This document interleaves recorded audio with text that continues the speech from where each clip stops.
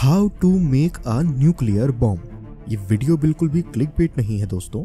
आज की इस वीडियो में मैं आपको सच में समझाने वाला हूँ कि न्यूक्लियर बॉम्ब या कहें एटॉमिक बॉम्ब आखिर कैसे बनाते हैं, और साथ ही साथ हम ये भी समझेंगे कि अमेरिका के साइंटिस्ट ओपेनहाइमर ने कैसे वो 2 न्यूक्लियर बॉम्ब बनाए थे जिससे कि जापान के हिरोशिमा और नागासाकी की पॉपुलेशन एकदम ही ओब्लिटरेट हो गई थी।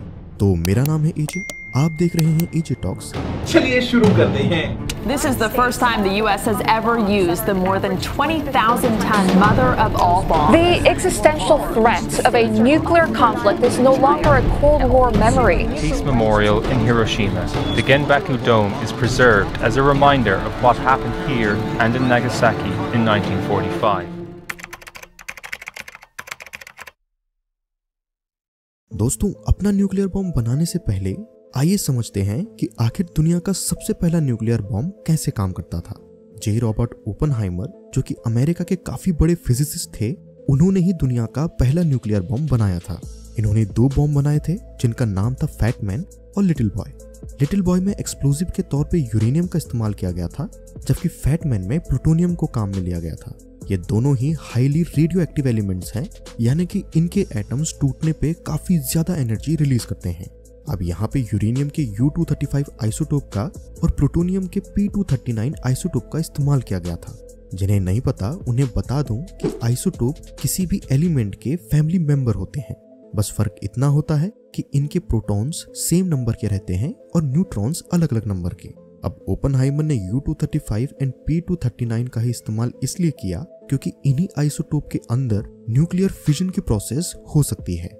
आसान शब्दों में इनके एटम्स अलग अलग टुकड़ों में टूट सकते हैं। जिन्हें साइंस की ज्यादा नॉलेज नहीं है उन्हें बता दूं कि एटम के टूटने से काफी ज्यादा अमाउंट में एनर्जी रिलीज होती है, और अगर हम कोई बॉम्ब बना रहे हैं तो ऑब्वियसली हमें यही चाहिए होगा कि ज्यादा से ज्यादा एनर्जी रिलीज हो।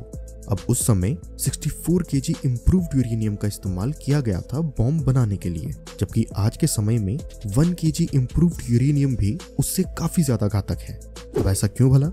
टेक्नोलॉजिकल एडवांसमेंट के चलते यूरेनियम को आज के समय में और भी अच्छे से तराशा जा सकता है, यानी कि आज के समय में हम यूरेनियम को और भी ज्यादा प्योरेस्ट फॉर्म में एक्सट्रैक्ट कर सकते हैं।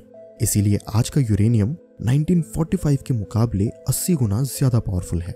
यही कारण है कि आजकल की न्यूक्लियर वेपन्स काफी ज्यादा छोटे होते हैं साइज में, अगर 1945 से कंपेयर किया जाए तो।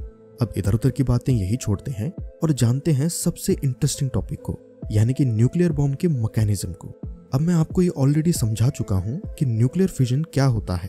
तो इन बॉम्ब्स में जो यूरेनियम एंड प्लूटोनियम के आइसोटोप्स होते हैं वो नॉर्मल कंडीशन में स्टेबल रहते हैं, लेकिन अगर उनमें एक न्यूट्रॉन ऐड कर दिया जाए तो उनके एटम्स काफी ज्यादा अनस्टेबल हो जाते हैं और 2 टुकड़ों में टूट के एनर्जी रिलीज करते हैं, और हम एग्जैक्टली यही चाहते हैं। तो इन बॉम्ब्स में जानबूझ के एक न्यूट्रॉन उन आइसोटोप्स में ऐड किया जाता है, जिसके चलते इनके एटम्स 2 टुकड़ों में टूट जाते हैं, और टूटते समय ये 3 और न्यूट्रॉन्स और बहुत जबरदस्त एनर्जी को रिलीज करते हैं। अब ये 3 न्यूट्रॉन्स और एटम्स को अनस्टेबल करते हैं और एनर्जी और न्यूट्रॉन्स रिलीज होते हैं। एंड अब ये सिलसिला ऐसे ही तब तक चलता रहता है जब तक कि यूरेनियम एंड प्लूटोनियम के सारे एटम्स की एनर्जी रिलीज नहीं हो जाती। एंड ये प्रोसेस लाइट की 30% स्पीड से होता है। अब क्योंकि इस बॉम्ब में एटम्स के टूटने से एनर्जी रिलीज होती है, तो इसलिए इन्हें एटॉमिक बॉम्ब या कहें एटम बॉम्ब भी कहा जाता है। अब इस चेन रिएक्शन को ट्रिगर करने के लिए अलग अलग मेथड का इस्तेमाल किया जा सकता है, लेकिन ओपेनहाइमर के लिटिल बॉय बॉम्ब को एक्टिवेट करने के लिए एक गन के मैकेनिज्म को यूज किया गया था। यानी कि 30,000 फीट की ऊंचाई से जैसे ही इस बॉम्ब को एयरक्राफ्ट से गिराया जाता है, तो इसमें जो 24 वोल्ट्स की बैटरी लगी है वो इस बॉम्ब में लगे टाइमर और सेंसर्स को एक्टिवेट कर देती है। अब ये सेंसर्स इस बॉम्ब की ग्राउंड से दूरी को कंटिन्यूअसली डिटेक्ट करते रहते हैं, और जैसे ही ये बॉम्ब ग्राउंड से 1900 फीट की दूरी पे होता है तो फायरिंग स्विच एक्टिवेट हो जाता है, और इससे स्पार्क जनरेट होता है जो कि स्कॉर्डाइट पाउडर में एक्सप्लोजन क्रिएट करता है। एंड इस एक्सप्लोजन की वजह से ये टंगस्टन कार्बाइड डिस्क U-235 सब क्रिटिकल मास, यानी कि यूरेनियम का उतना मास जो कि फिजन के प्रोसेस को शुरू नहीं कर सकता है, उसको आगे पुश करती है, जो कि जाकर U-235 सुपर क्रिटिकल मास जो कि फिजन की चेन रिएक्शन के लिए तैयार बैठा है उससे जा टकराता है। अब जैसे ही ये दोनों मास मिलते हैं तो U-235 क्रिटिकल हो जाता है, और इसके आगे लगा इनिशिएटर इसमें न्यूट्रॉन को इंजेक्ट करता है, एंड बूम, चेन रिएक्शन शुरू होती है और इसकी वजह से देखते ही देखते 1945 में हिरोशिमा और नागासाकी में करीब 2 लाख लोग खत्म हो गए थे। और यही नहीं बल्कि अब तक भी इनकी रेडिएशन खत्म नहीं हुई है। वहां के लोग अभी भी नॉर्मल पैदा नहीं होते हैं, जैसा कि आप इन पिक्चर्स में देख पा रहे हैं। आज के समय में 1945 के मुकाबले काफी ज्यादा खतरनाक बॉम्ब्स डेवलप हो चुके हैं। और यही नहीं बल्कि आज दुनिया में 12,512 न्यूक्लियर बॉम्ब्स मौजूद हैं। पिछले 80 सालों में किसी भी न्यूक्लियर बॉम्ब का इस्तेमाल नहीं किया गया है, लेकिन ये सब हम एक हाथ में पेट्रोल और एक हाथ में जलती माचिस लेकर बोल रहे हैं। बस यही होप करते हैं कि हिरोशिमा और नागासाकी जैसी सिचुएशन हमें फ्यूचर में दोबारा देखने को ना मिले। अब ये एटम बॉम्ब का मैकेनिज्म तो हमने समझ लिया, लेकिन अब आखिर हम अपना खुद का बॉम्ब कैसे बना सकते हैं? वेल, आइए समझते हैं। अपना खुद का मास डिस्ट्रक्शन वेपन बनाना इतना ज्यादा भी डिफिकल्ट नहीं है, जैसा कि आप अब तक समझ गए होंगे। बस आपको सिर्फ 1 kg यूरेनियम का U-235 आइसोटोप चाहिए होगा, जो कि खरीदना इतना ज्यादा मुश्किल भी नहीं है। बस इसका प्राइस कुछ $7 मिलियन है और इसके लिए आपको कुछ मामूली लीगल प्रोसीजर से गुजरना होगा एंड आसानी से ये आपको मिल जाएगा। अगर यूरेनियम किसी को नहीं मिल पा रहा है तो उनके पास हमेशा एक ऑल्टरनेटिव है, यानी कि प्लूटोनियम का P-239 आइसोटोप, जो कि यूरेनियम से भी कई ज्यादा आसानी से मिल जाएगा। बस आपको ध्यान रखना है कि आप ऐसे प्रोटेक्टिव गियर्स पहनो ताकि आपको रेडिएशन ना लगे। मैंने वीडियो के स्टार्टिंग में ऑलरेडी आपको बताया था कि ये एलिमेंट्स काफी ज्यादा रेडियो एक्टिव होते हैं।